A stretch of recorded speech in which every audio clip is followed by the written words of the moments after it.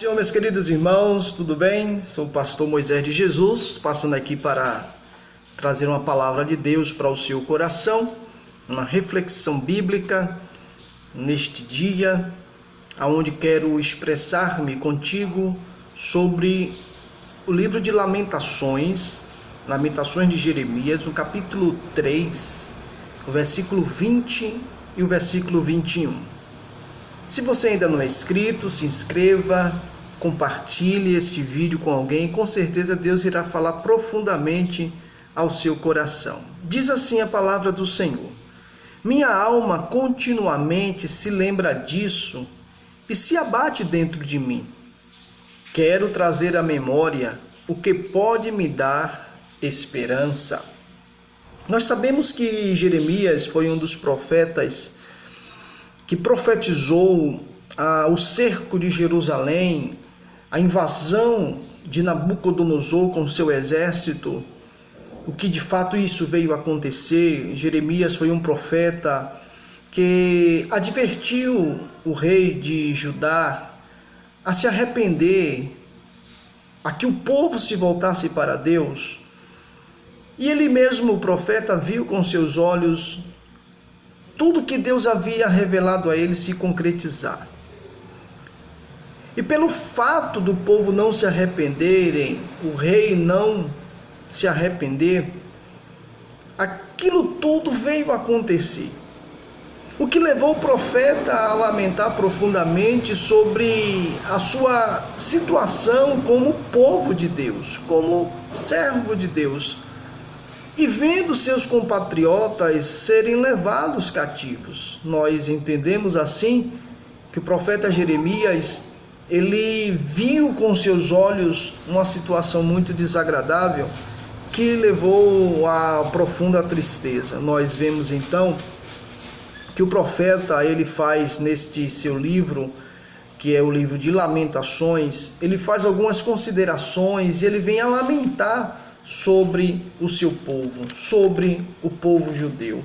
A gente percebe que Jerusalém, ele fala no capítulo 1, ele descreve como Jerusalém é destruída. No capítulo 2, ele fala sobre as tristezas de Sião, que provém de Deus. E nesse capítulo 3, ele fala também sobre, de forma particular, já trazendo para si a sua dor. Ele está aqui nesse livro, em especial no capítulo 3, o 4 e o 5, ele vai derramar o seu coração perante Deus como servo de Deus, como pessoa que tem sentimentos, que também se entristece, que também sente dor, que também passa por momentos de angústia. E aqui, esse capítulo, eu posso dividir ele em duas partes, né? Porque a primeira parte do capítulo 3, ele fala sobre o castigo. Ele começa dizendo: eu sou o homem que viu a aflição causada pela vara do furor de Deus. E ele sai descrevendo justamente como isso aconteceu, a falta de arrependimento, a falta de contrição, de quebrantamento, de mudança de comportamento diante de Deus, o que causou então a grande dor, a grande destruição, e o que veio levar o profeta a lamentar. É tanto que a tristeza de Jeremias é tão profunda, é tão grande, que ele, olhando para o seu estado presente, ele perde as suas forças, ele perde a esperança até no próprio Deus.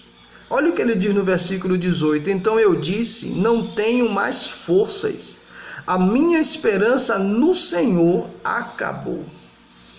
Isso nos deixa uma grande lição, que quando nós olhamos para o nosso presente, no momento de dor, no momento de angústia, no momento de dificuldades, de lutas, de tribulações, numa pandemia como essa, por exemplo, vendo várias famílias lamentar os seus mortos, vários doentes, causos aumentando, né?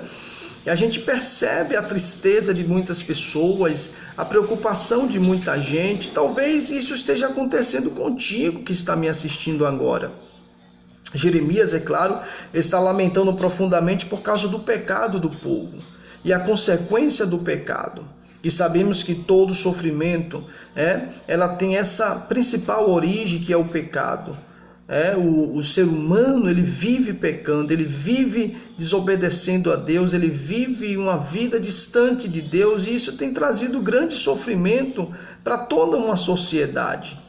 Então Jeremias, ele nos traz aqui um lamento profundo, e aqui nós vamos entender, Jeremias olhando para o presente, ele não tem mais esperança. É como se tivesse tudo embaçado diante de Jeremias. É como se tivesse o inverno havia chegado. O inverno agora não está mais conseguindo deixar Jeremias visualizar o futuro, ter uma previsão de melhora. Mas ele nos deixa uma grande lição. Ele diz no versículo de número 20 e no versículo 20, ele diz: minha alma continuamente se lembra disso e se abate dentro de mim. Ele chega a dizer que quando ele olha, quando ele lembra para o momento que ele está vivendo, quando ele lembra para a situação que ele está vivendo, que é consequência de atos do passado, ele diz: a minha alma continuamente se lembra disso e se abate dentro de mim. Ele está dizendo: não adianta mais para mim ficar pensando nesse momento, ficar pensando nesse presente. O que nos leva ao versículo 21 é o que Jeremias, então, agora ele vai fazer uma mudança brusca, uma mudança radical, sabe? É uma reviravolta no tsunami da dor e do sofrimento que ele está contando até aqui. A gente vai perceber essa mudança de postura de Jeremias a partir do versículo 21, quando ele diz: quero trazer à memória o que pode me dar esperança. Em algumas outras traduções diz: quero trazer à memória o que me dá esperança. Ele fala para nós que ele quer trazer à memória as lembranças do passado, as lembranças do que Deus já fez pelo seu povo, a lembrança do que Deus é.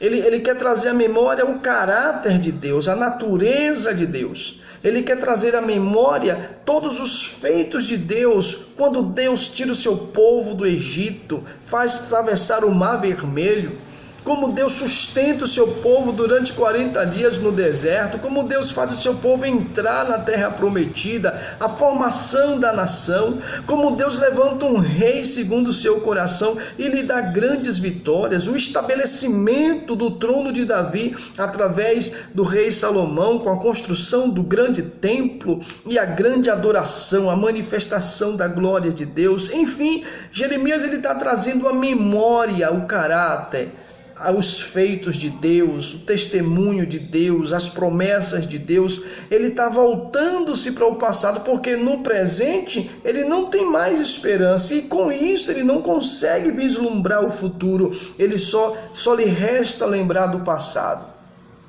Isso nos dá uma grande lição. Você neste momento talvez esteja passando por momentos difíceis na sua vida, por grandes dificuldades, por situações adversas que talvez não tenha mais tido esperança. Você não consegue mais ver melhoras para essa situação. Mas eu quero te trazer à memória aquilo que te dá esperança. Você deve lembrar do que Cristo fez na cruz por você. Você deve lembrar de que Jesus se fez homem, habitou entre nós, morreu na cruz pelos seus pecados. O profeta Isaías diz que ele levou, Jesus, sobre si todas as nossas dores, todo o nosso sofrimento, todas as nossas enfermidades, iniquidades. O castigo que nos traz a paz estava sobre ele, e pelas suas pisaduras nós somos sarados. Jesus, ele deu a vida dele para te fazer feliz, para te dar esperança. É tanto que o apóstolo Paulo, escrevendo para Timóteo, no capítulo 1, versículo 1, ele diz: Jesus, esperança nossa. Jesus é a nossa esperança. A esperança que se vê não é esperança, porque o que alguém vê, como esperará? Mas se esperamos o que não vemos, com paciência nós esperamos.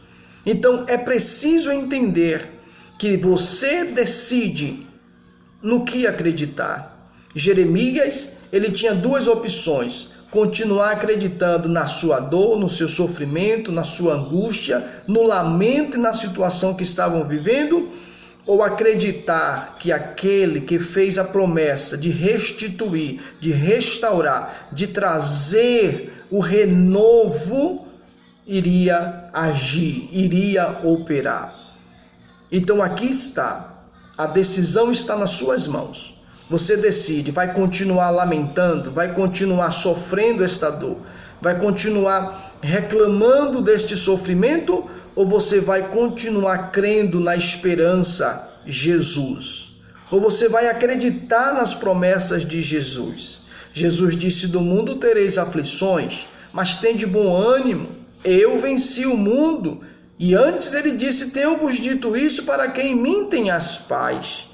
O Salmo 27 justamente nos diz, no versículo 13, pereceria sem dúvida se não cresse que veria os bens do Senhor na terra dos viventes. O 14 do capítulo 27 de Salmos, ele diz: espera no Senhor, anima-te, e ele fortalecerá o teu coração. Espera, pois, no Senhor. A esperança, meu querido, minha querida irmã, é o Senhor Jesus Cristo. Jesus, ele sabe a tua dor. Jesus, ele entende o teu sofrimento. Mas você não pode desistir. Você não pode parar de acreditar que Deus está no controle desta situação. Se tudo está acontecendo de dor, de sofrimento na tua vida, confie no Senhor. Continue esperando em Deus. Continue trazendo à memória as promessas de Deus. Continue trazendo à memória os testemunhos de Deus, os feitos de Deus. Deus, ele não mudou. Hebreus 13:8 diz que ele é o mesmo ontem, hoje e eternamente. Deus é imutável. Deus está olhando para você. Ele está vendo a tua situação. Espera, tenha paciência. Deus está operando. Ainda antes que houvesse dia, diz Deus: eu sou. E ninguém há que possa fazer escapar das minhas mãos. Operando eu, diz o Senhor, quem poderá impedir? Ainda que tu passares pelo fogo, não te queimarás, nem a chama arderá em ti. Se passares pelas águas, elas não te submergirão, porque o Senhor está contigo. Deus está contigo. Se você precisa consertar o teu altar, precisa consertar a tua vida diante de Deus, como precisava o povo judeu, faça isso. Confesse os seus pecados, confesse a sua dor para alguém. Se não consegue suportar, não consegue lidar com esse sofrimento, procure uma ajuda de um líder espiritual. Procure um mentor espiritual, procure alguém com quem você possa desabafar, abrir o seu coração e falar o que está acontecendo contigo, mas não fica sozinho. Compartilha com alguém esta tua dor, e Deus vai usar esta pessoa para ministrar no teu coração, como Deus está me usando agora para ministrar esta palavra ao teu coração. Que você possa não só crer, mas você possa praticar a palavra do Senhor.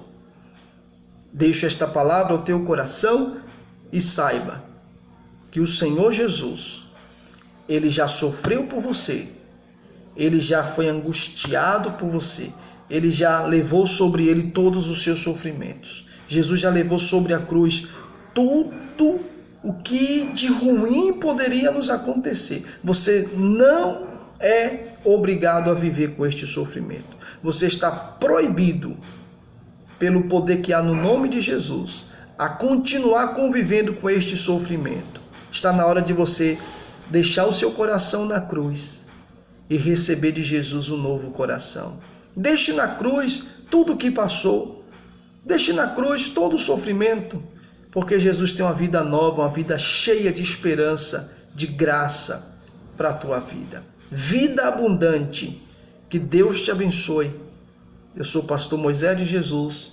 Esta é uma reflexão que você possa compartilhar com alguém e com certeza pessoas serão edificadas. Deus abençoe, amados.